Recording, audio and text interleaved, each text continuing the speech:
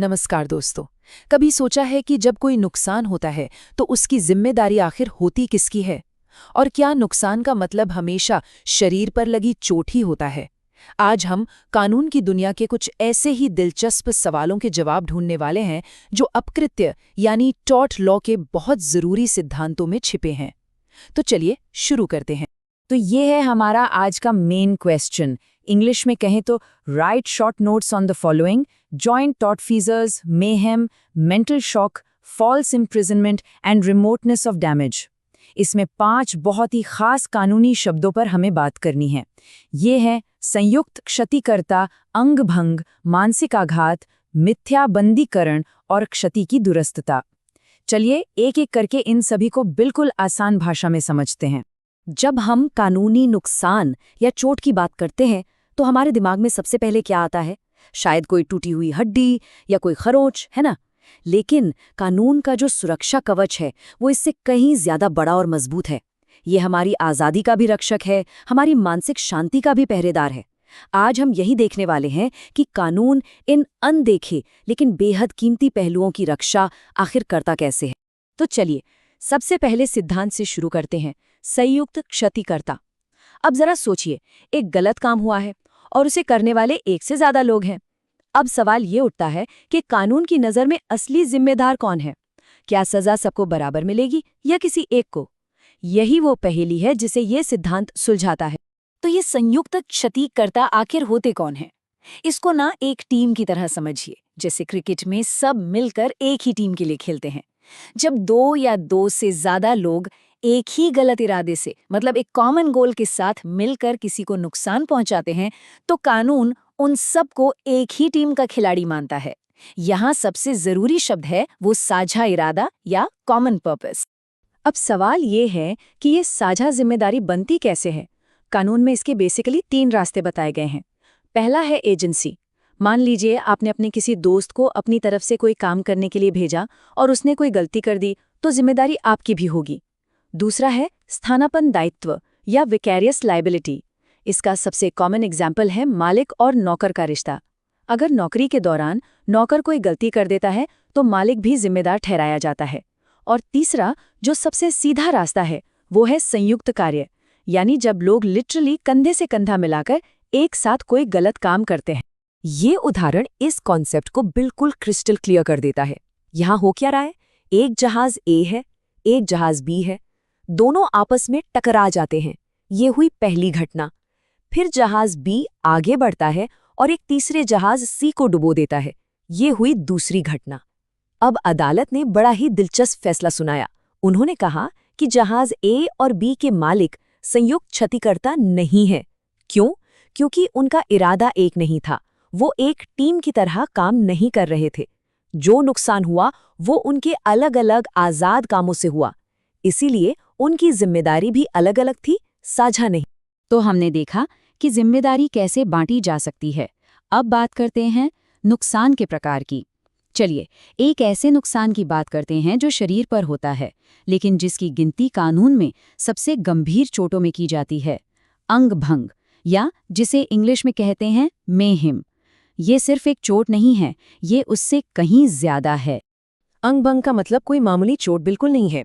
कानून की नज़र में ये वो भयानक शारीरिक नुकसान है जिससे इंसान अपने शरीर का कोई ज़रूरी अंग खो देता है, और सबसे ज़रूरी बात, जिससे उसकी अपनी रक्षा करने या लड़ने की ताकत हमेशा के लिए कम हो जाती है। यही वो की पॉइंट है जो इसे दूसरी चोटों से अलग करता है। अब जरा ये स्लाइड देखिए, ये एक बहुत ही जरूरी अंतर बताती है। हर गंभीर चोट अंगभंग नहीं होती। कानून एक बहुत ही खास सवाल पूछता है, क्या इस चोट से इंसान की लड़ने की क्षमता कम हुई है? सोचिए, पुराने जमाने में अपनी रक्षा करना कितना जरूरी था। इसीलिए हाथ, पैर या आंख खो देना अंगभंग माना जाता था, क्योंकि इसके बिना लड़ना मुश्किल था। लेकिन अगर किसी की नाक या कान काट दिए जाएं, तो बेशक वो इंसान बदसूरत दिखेगा, लेकिन उसकी लड़ने की ताकत कम नहीं होगी। इसीलिए कानून इसे सिर्फ मारपीट या बैटरी कहता है, अंगभंग नहीं। शरीर के घाव तो शायद भर भी जाते हैं, पर उन जख्मों का क्या जो आत्मा पर लगते हैं? वो घाव जो दिखाई नहीं देते लेकिन जिनकी टीस शायद जिंदगी भर रहती है। हमारा अगला विषय कानून के इसी संवेदनशील पहलू से जुड़ा है, मानसिक आघात। ये हमें बताता है कि कानून सिर्फ हमारे शरीर की ही नहीं, हमारे मन की भी परवाह करता है। मानसिक आघात का मतलब सिर्फ दुखी या परेशान होना नहीं है।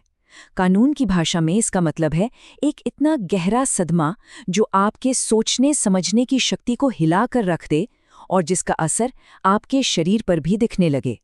ये मन पर एक ऐसा हमला है जिसके शारीरिक सबूत भी होते हैं, जैसे बीमार पड़ जाना या कोई और फिजिकल प्रॉब्लम होना। इस सिद्धांत को समझने के लिए चलिए आपको 100 साल से भी ज्यादा पुराने एक मशहूर केस की कहानी सुनाता हूँ। सोचिए, एक आदमी ने एक महिला के साथ एक बहुत ही भद्दा और क्रूर मजाक किया। उसने उस महिला के पास जाकर कहा, तुम्हारे पति का एक भयानक एक्सीडेंट हो गया है और उनकी दोनों टांगें टूट गई हैं। ये एक सफेद झूठ था जो उसने सिर्फ कुछ पल के मजे के लिए बोल दिया था। और इस बेरहम मजाक का नतीजा क्या हुआ? वो महिला इस झूठी खबर को सुनकर इतने गहरे सदमे में चली गई कि उसकी दुनिया ही उजड़ गई। वो गंभीर रूप से बीमार पड़ गई और कहते हैं कि इस सदमे से उसके बाल तक सफ़ेद हो गए थे। जब ये मामला अदालत पहुंचा तो एक ऐतिहासिक फैसला आया। जज ने कहा, भले ही उस महिला को किसी ने छुआ तक नहीं, लेकिन उसके मन पर हुआ हमला एक असली नुकसान है और उस मजाक करने वाले को हर्जाना देना पड़ा। इस एक केस ने कानून की सोच को हमेशा के लिए बदल कर रख दिया। वैसे कानून के ऐसे ही हैरान करने वाले लेकिन ज़रूरी पहलुओं को अगर आप आसान भाषा में समझना जारी रखना चाहते हैं तो एक पल निकालकर हमारे काम को अपना समर्थन दें। इसे लाइक करें और हमारे चैनल को सब्सक्राइब करें ताकि न्याय की दुनिया से जुड़ी कोई भी अहम जानकारी आपसे छूट ना जाए। चलिए अब आगे बढ़ते हैं। अब बात करते हैं एक ऐसे अधिकार की जो शायद हम सभी को सबसे ज्यादा प्यारा है, हमारी अपनी आज़ादी। क्या हो अगर कोई आपसे ये आज़ादी छीन ले, वो भी बिना किसी कानूनी हक के? हमारा अगला विषय मिथ्याबंदीकरण इसी गंभीर सवाल से जुड़ा है। मिथ्याबंदीकरण का सीधा साधा मतलब है किसी इंसान को उसकी मर्जी के बिना कैद करना, और वो भी तब जब कैद करने का कोई कानूनी अधिकार ना हो। यहाँ सबसे ज़रूरी बात यह है कि समय मायने नहीं रखता। किसी को 1 मिनट के लिए भी गैर कानूनी तरीके से पूरी तरह कैद करना उतना ही बड़ा अपराध है जितना 1 दिन के लिए करना। तो अगर किसी को ये साबित करना हो कि उसे मिथ्याबंदी बनाया गया था तो उसे अदालत में 2 बातें साबित करनी होंगी। पहली, कि उसकी आज़ादी पर जो रोक थी वो पूरी थी, मतलब टोटल। ऐसा नहीं कि एक रास्ता बंद था पर दूसरा खुला था, नहीं, सारे रास्ते बंद होने चाहिए। और दूसरी, ये रोक लगाने का कोई कानूनी आधार नहीं था, जैसे कोई गिरफ्तारी वारंट या अदालत का आदेश।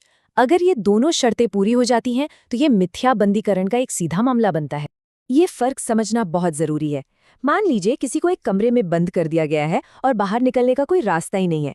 ये है पूर्ण रोक और यही मिथ्याबंदीकरण है।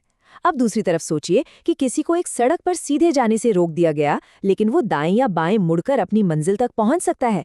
ये आंशिक रोक है। भले ही इससे असुविधा हुई, लेकिन ये कानूनन मिथ्याबंदीकरण नहीं माना जाएगा। चलिए अब हम अपने आखिरी और शायद सबसे दिमाग चकराने वाले सवाल पर आते हैं, क्षति की दुरुस्तता। ये सवाल ये पूछता है कि अगर आपसे कोई गलती हो जाए तो आप उसके कितने परिणामों के लिए जिम्मेदार हैं। मान लीजिए आपकी एक छोटी सी गलती से घटनाओं की एक लंबी चेन शुरू हो जाती है, तो कानून आपको कहाँ तक जिम्मेदार ठहराएगा? पहले परिणाम के लिए, दूसरे के लिए या 10वें के लिए? कानून का एक बहुत पुराना और सीधा सा नियम है। वो कहता है कि हम किसी भी घटना के सबसे नज़दीकी, सबसे सीधे कारण को देखेंगे, दूर के कारणों को नहीं। सोचिए अगर ऐसा न हो, ये तो एक डोमिनो इफेक्ट की तरह हो जाएगा, जहां एक गलती से 100 और चीजें गलत होती चली जाएंगी और जिम्मेदारी की कोई सीमा ही नहीं रहेगी। इसीलिए न्याय व्यवस्था को कहीं न कहीं एक लाइन खींचनी पड़ती है और कहना पड़ता है बस यहां तक। और ये लाइन खींचने का तरीका समय के साथ बदला है। पहले 1921 तक नियम था सीधे परिणाम का। इसका मतलब था कि अगर आपकी गलती से सीधे तौर पर कोई भी नुकसान हुआ तो आप जिम्मेदार हैं, भले ही वो नुकसान कितना भी अजीब या अनएक्सपेक्टेड क्यों ना हो। लेकिन 1961 में एक बड़े केस ने सब कुछ बदल दिया। अब जो नया और मॉडर्न नियम है वो है उचित अनुमान का। ये नियम कहता है कि आप सिर्फ उन्हीं नुकसानों के लिए जिम्मेदार हैं जिनके बारे में एक आम समझदार इंसान आपकी जगह पर होकर पहले से सोच सकता था।